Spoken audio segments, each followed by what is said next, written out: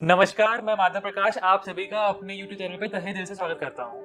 आज की इस वीडियो में हम बात करेंगे कि हम अपने मन पर कैसे नियंत्रण कर सकते हैं। कुछ समझ में आया आपको?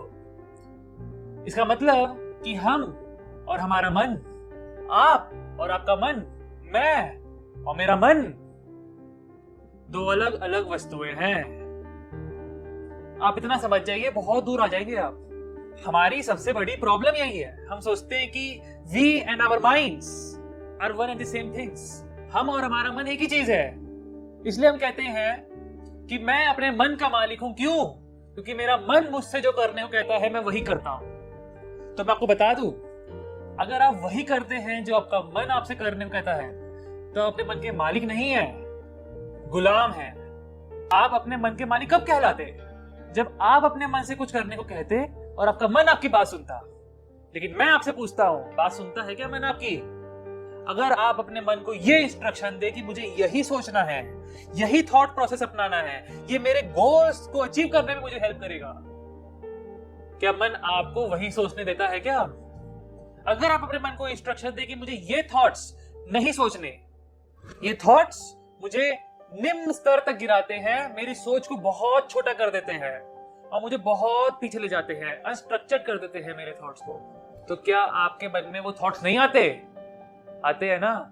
नहीं मानता ना मन आपकी बात। क्यों? जानते हैं? क्योंकि आपका अपने मन पे कोई नियंत्रण नहीं रह गया है, बल्कि मन ही आपको कंट्रोल करके बैठा है। आज की तारीख में इसको कंट्रोल करना बहुत जरूरी है। दुश्मन बना बैठा है ये। मैं आपको ये बताने से पहले कि मन को कैसे कंट्रोल करें, ये बताना चाहता हूं कि जो आपका मन है वो वैक्यूम में काम नहीं कर सकता।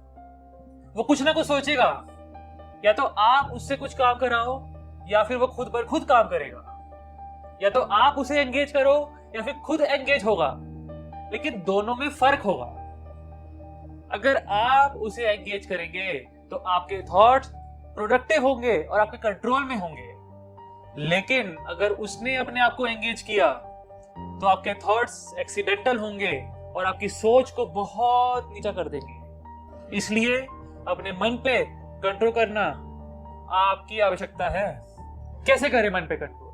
तो भगवान श्री कृष्ण भगवद गीता के 6 अध्याय के 26वें श्लोक में कहते हैं, यतो यतो निश्चरति मनस चंचलम अस्थिरम। मनस यानी कि मन चंचल है, चंचलम, अस्थिरम अस्थिर है, हवा की तरह अस्थिर है। कभी इस डायरेक्शन में, कभी उस दिशा में, कभी ठंडा, कभी गर्म, कभी आंधी तूफान, कभी शांत। रेस्टलेस है, अनप्रेडिक्टेबल है, उस पर कंट्रोल नहीं कर सकते हवा पे, लेकिन मन पे करना है।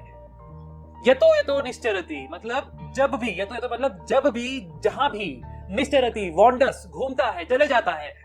जब भी, जहां भी तुम्हारा चंचल और अस्थिर मन चले जाता है, ततस्ततो नियम यतद आत्मनेम वशम नयेत, वहां से जहां तुम्हारा मन चला गया है वहां से अपने मन को पकड़ के लेकर आओ और एक चीज पे फोकस करो।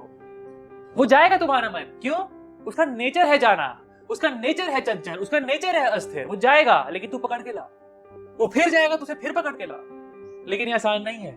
इसीलिए इसको और समझाने के लिए इसी अध्याय के 6 अध्याय के 35वें श्लोक में श्री कृष्ण कहते हैं, असंशयम महाबाहो मनो दुर्निग्रहम चलम। असंशयम, मुझे कोई डाउट नहीं है इसमें, मुझे कोई संशय नहीं है इसमें कि एक महाबली, महाबाहो, कि एक महाबली भी चलम यानी कि चंचल, अपने चंचल मन पे कंट्रोल नहीं कर सकता। लेकिन अभ्यासेन तु कौन्तेय वैराग्यम च गृह्यते। अभ्यास कर कुंती पुत्र कौन्तेय, अभ्यासेन तु कौन्तेय। अभ्यास कर किस चीज का?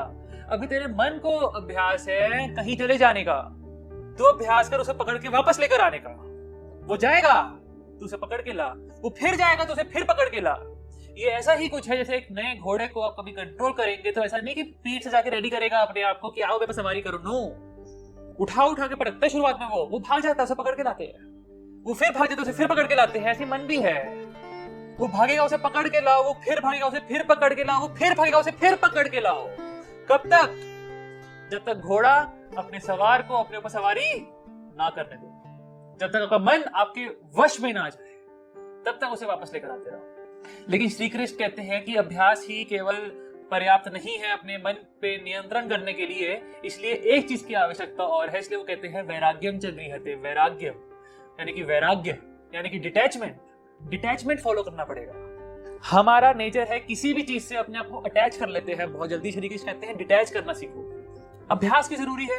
अभी हम इस लेवल ऑफ कॉन्शियसनेस पे हैं, ये बहुत नीचे स्तर की कॉन्शियसनेस है। अभ्यास करना है कि हमें इससे ऊपर लेवल की कॉन्शियसनेस पे जाना है। मन आपको गिराएगा, उसे फिर ऊपर लेके जाओ, वो गिराएगा, उसे फिर लेके जाओ। लेकिन वैराग्य एक दीवार है बीच में। अगर आप ऐसी चीजों से अपने आप को डिटैच कर लेंगे जो आपको बार बार नीचे स्तर पे लेकर आ रहे हैं, तो एक दीवार बन जाएगी बीच में कि आप नीचे ही ना गिरें। तो अभ्यास जरूरी है अपने आप को एक हायर कॉन्शियसनेस में ले जाने के लिए। वैराग्य जरूरी है कि वापस आप नीचे ना गिरे। I think you got the point. और वैराग्य फॉलो करने के लिए संतुलन बहुत जरूरी है। किसी भी चीज का संतुलन बनाए रखें, असंतुलित वे में ना करें। किसी महापुरुष से किसी ने पूछा कि जहर क्या है, तो उत्तर सुनिएगा, किसी भी चीज की अति जहर।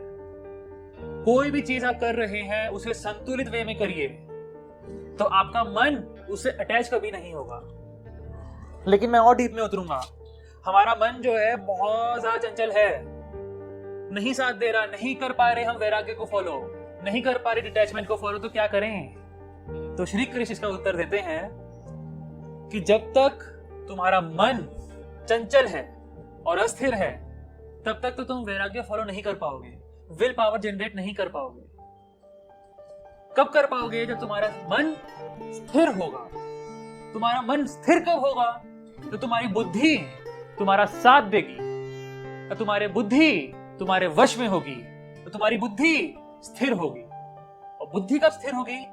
अब ये मेन पॉइंट है पूरी वीडियो का। तुम्हारी बुद्धि तब स्थिर होगी कुंती पुत्र, जब तुम्हारी बुद्धि पे ज्ञान का प्रभाव होगा।